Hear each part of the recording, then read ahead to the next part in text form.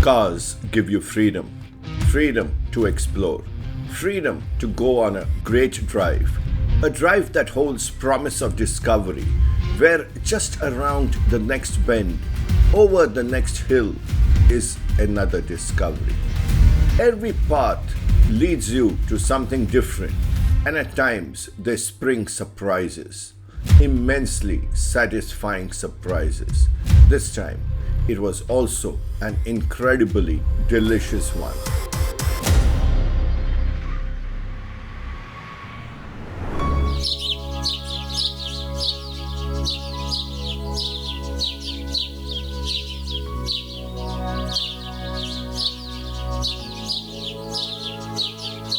In fact, it was so yummy that MFK Fisher, the famous food writer who said, "First we eat, then we do everything else," would have approved. I think she would have also liked Lakham and Shraddha, for whom cooking is an art and something they excel at.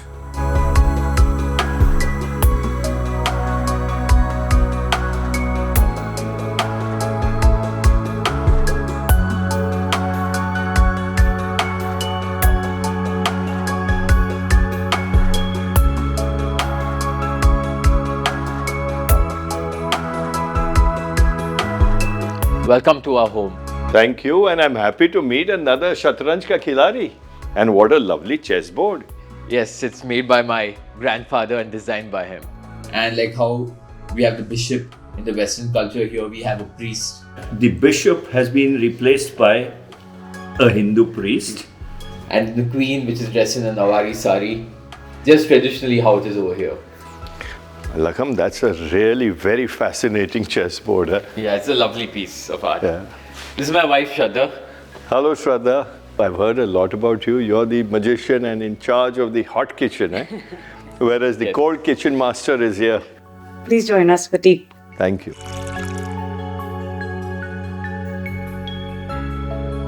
Are you ready for breakfast? We have freshly baked croissant, pan of chocolate, focaccia bread. Then we have fresh fruit. We have a butter board, which is boasts of 3 butters. There's Marmite butter, unsalted butter with a local Shiroda salt, and there's Techa butter. Followed by for Lakham, we have fluffy pancakes with cream cheese frosting, chocolate caramel flakes. I'm doing a misal thali, which is very typical to our region.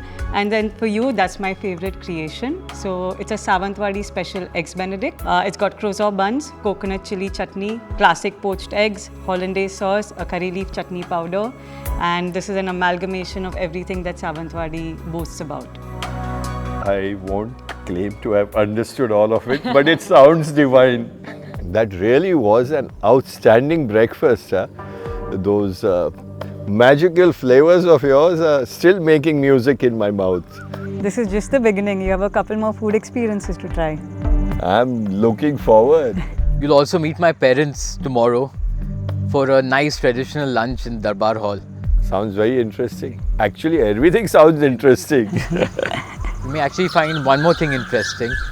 She actually does some gardening also. So you'd like to grow your own food too? It's my newfound love. Ah, kya baat hai. So we're doing herbs, we're doing some vegetables, fruits, chilies, and flowers. Then I should be asking you, what are you not growing here?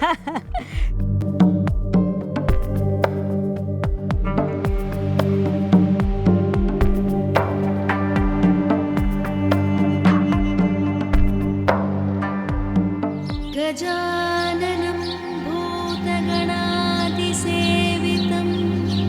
कपित्तजम्बूफलसारम्.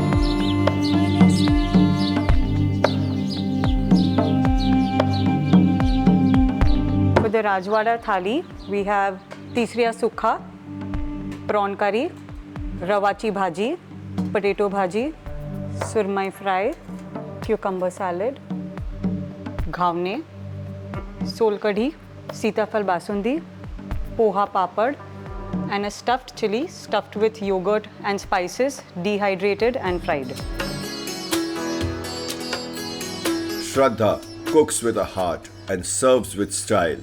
And if you are lucky enough to feast on her food in the Grand Darbar Hall of the Sawantwadi Palace, then it's an unmatchable and unforgettable experience. So Please tell me about, all the arts and crafts of Sawantwadi that you've been preserving. One of the main arts here is the Ganjifa art. She worked very hard for this, my mother-in-law. And she herself was an artist, so a very self-taught artist, where she painted wildlife. But with the Ganjifa, she encouraged people to come and learn. The artists are also very happy doing their work.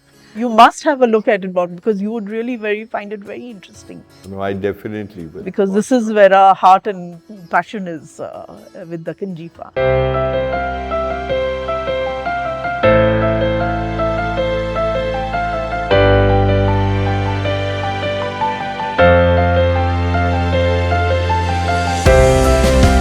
The Sawantwadi family are true patrons of arts, and in the palace studio, they support and encourage the local craftspeople in preserving their age-old artistic legacy.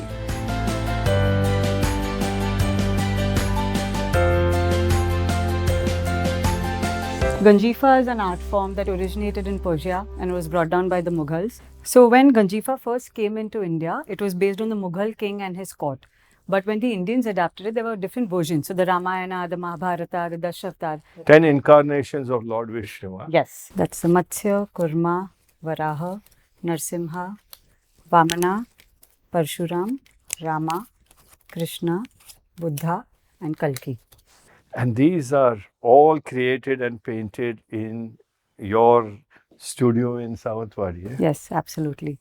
All of these are hand painted and it takes our artisans approximately a month to do an entire set. So it's a lot of work, but it's a labor of love.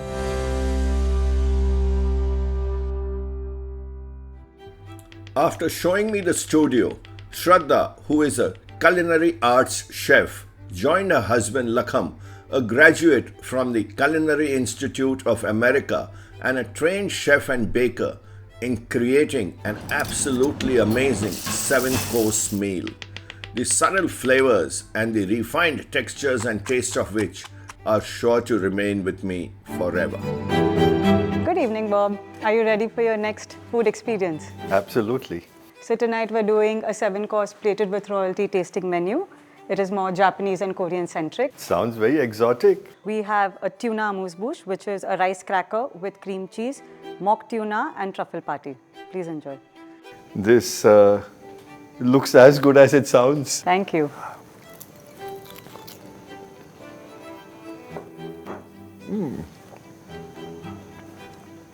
So for your first course, we have chawanmushi, which is a Japanese egg custard.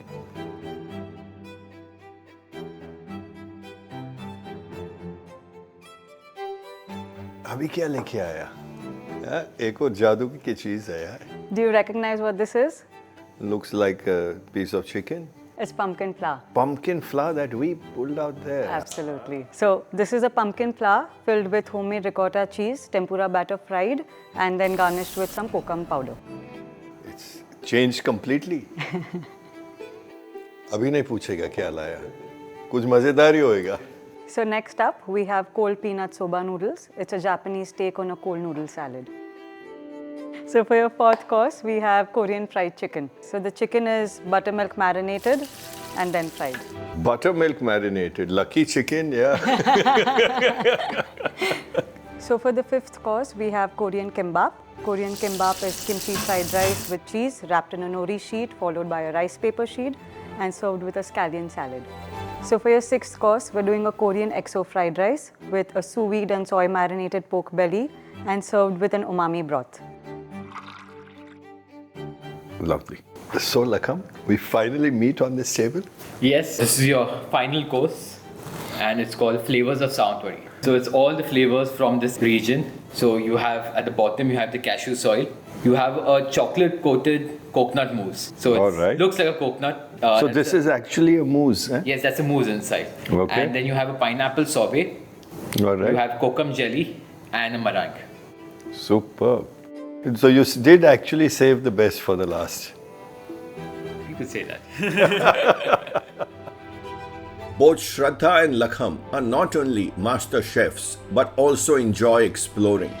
And after winning me over with their food and hospitality, this wonderful couple took me on an awesome exploration drive. Shraddha got behind the wheel of the Maruti Suzuki Fronx Turbo Booster Jet, and with Lakham navigating, we motored on interior roads not shown on any map to a few secluded sandy beaches, and then reached one of the most spectacular forts I have ever been to, Yashwantgarh.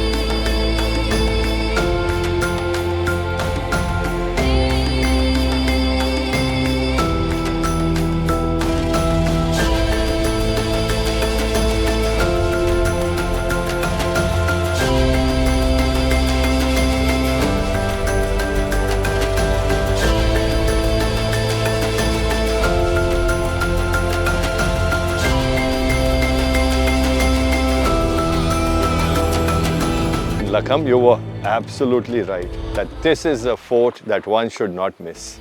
No, I told you that it's one of the hidden secrets of the Konkan belt, and you won't see another fort like this. I cannot agree more. I mean, if the stones could speak, what stories they tell us. Now that we've showed you one of the lesser travelled forts of Konkan, on your way back to Mumbai, take the road less travelled. The road less traveled. It will be done, ma'am. This now is a fort dedicated to Lakham and Shraddha. Thank you.